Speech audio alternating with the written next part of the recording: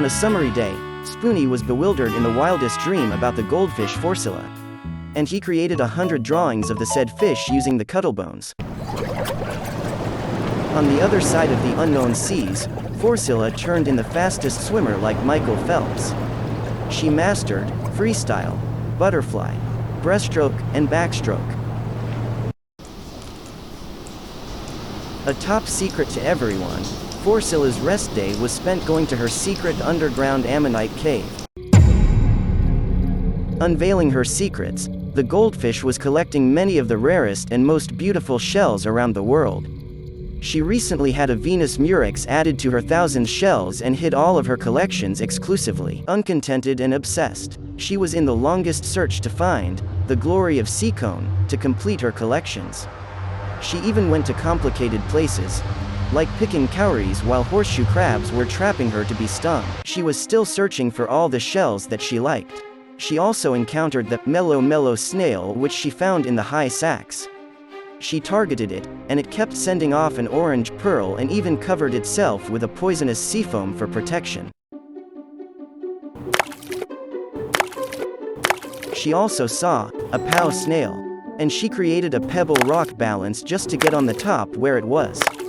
She balanced it so great despite misproportions of the movements. Forcyla failed and was unable to reach it, and she fell so terribly, in many attempts it did. She also sighted a giant clam and awakened it. It was very angry to the point that it kept on grinding and chewed anything it got near to it. Forcyla was troubled to pacify and saw that it was impossible, not easy to get what she wanted that day.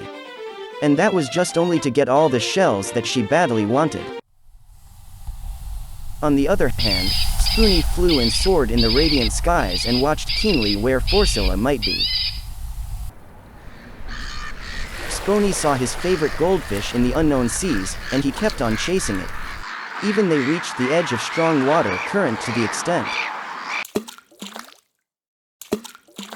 Sponi threw stones in the water near the bloodstones and chased down Forcyla. And the goldfish swam and went to the water striders, which the bird annoyed for.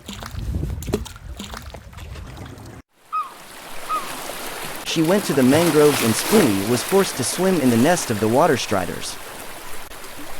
Forcyla was so relaxed, and she even tricked Sponi, that she was near to be caught and used the refraction of the light to make herself closer, as the bird was cluelessly feeding her. As Sponi never stopped getting her. They went in various directions. The goldfish was carelessly washed away from the strong water current in hurrying to escape for him.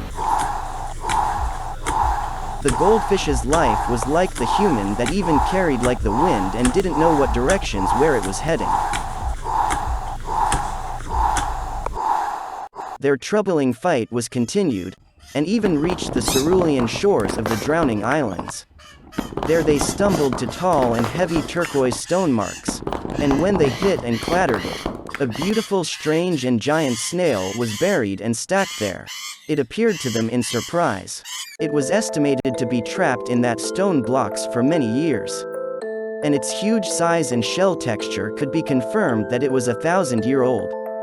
It was a transparent snail.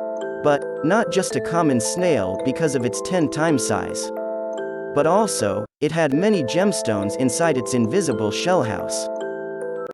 They tried to break it using the drifted coconut shell, but they noticed that it had a very thick shell that nothing could ever break it. It was quite impossible for anyone to destroy it. The bird noticed the great interest of the goldfish to the transparent snail without living at its first sight. He didn't ask yet the reason for her interest. Sponi flew and searched in the unknown seas for something that they could use to get the gemstones. Luckily, he saw the unripe and green bananas. Sponi threw the fruits from the drifted cargo box and sent the unripe green bananas in the cerulean sand. Unaware about it, the transparent snail took their bait and munched it. The transparent snail experienced terrible constipation and it pooped badly inside its transparent shell. The unripe and green bananas were responsible for the bad stomachaches. The transparent snail was overloaded with poops to the point that needed to leave its house. It immediately went to aquatic antibiotics to cure itself of bad constipation, as the snail abandoned its transparent shell. They decided to take it and divided it into two. All this time, the bird thought that the goldfish was after the gemstones. Instead, Forcyla took combatively first the transparent shell, much of his surprise.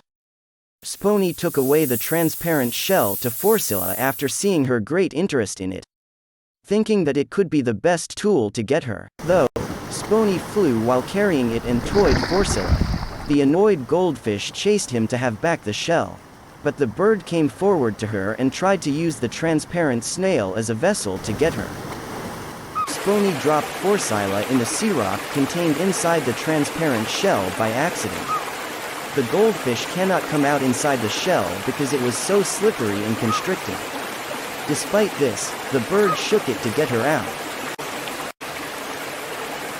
While Sponi flew away to use something to remove her from the transparent shell, the snail's health was restored and it went back to its transparent house shell. Forcyla felt dizzy and suffocated as she was completely turned out to be part of the transparent snail's body with very limited water. And whenever it went, she would always be followed from now on. Sponi was too late, as the snail returned back to his transparent shell house, while Forcyla remained sealed there. The transparent snail went to the cerulean mudflats where dead fish bones and all traces of life were found there. It came there to gain all the nourishment and fullness of energy to harden its transparent shell than ever before.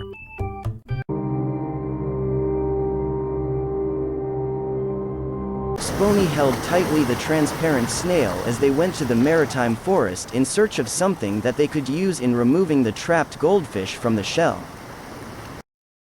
As soon as Sponi and the transparent snail came down from the maritime forest, the snail acted strangely, wildly, and it went away so fast.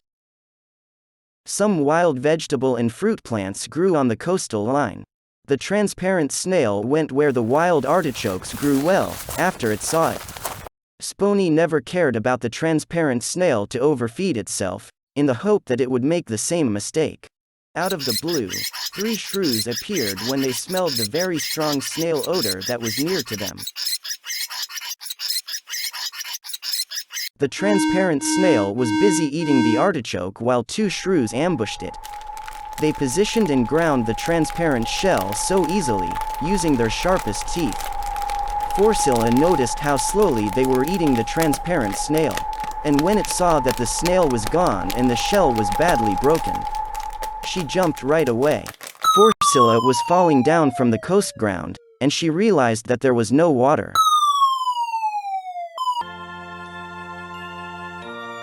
She fell from the soft mudflat. As soon as she stretched her body, she noticed that there was a buried shell from where she stood. She was surprised that she dug a fossil from shallow paleosols, and it was a psychedelic brown conch trumpet shell, which appeared to be from ancient pasts, and it was greater than the value of the glory of sea cone. Forcyla became motivated than ever, even though the rivulet was far. She got inspired when she had the conch shell trumpet. She used the shell sound to distract the gathering shrews. She also successfully disturbed Sponi to stumble it in the wild burdocks. Forcyla returned to the ammonite cave. She created a stunning stalagmite pedestal, and put on the top her favorite conch trumpet shell. And she was extremely delighted with its beautiful music. At last, she had completed her shell collection.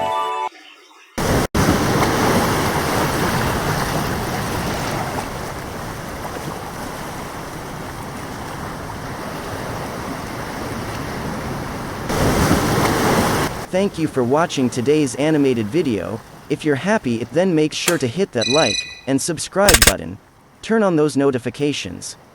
And check out some other cool and great stories of Heliogobo.